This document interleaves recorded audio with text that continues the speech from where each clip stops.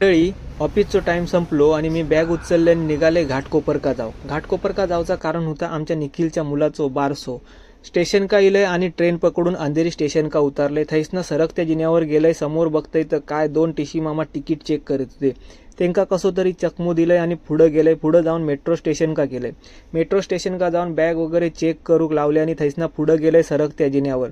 सरकत्या जिन्यावर ह्या मामाक तर लयच घाय लागली होती. तो सरकत्या जिन्यावर पण चलतच गेलो. ट्रेन आली आणि एका कोपऱ्यात जाऊन उभं राहिले.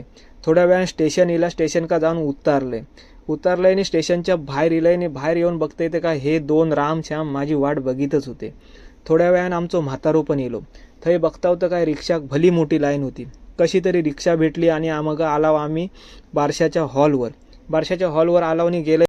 पोरग्याक बघून झाल्यानंतर नाव काय ठेवलं नाही ते आपण बघितलंय. नाव पण मस्त ठेवल्याने होता. त्याच्यानंतर खाली आलो आणि बघते तर काय बंडो चंदूंना आमचो बाबा यांनी तर बिर्याणीवर ताव मारला नाही होतो. त्याच्याबरोबर बाकीच्या मंडळींनी पण ती बिर्याणीवर ताव मारला नाही. पण आम्ही म्हटलं आम्ही पहिलं फक्त भजन करून घेतो. भजन करून गेल्यानंतर आरामात बिर्याणी खाऊ. त्याच्यानंतर बिर्याणी खाऊच्या नादात मी पुढचं व्हिडिओ करूचच विसरून गेलोय.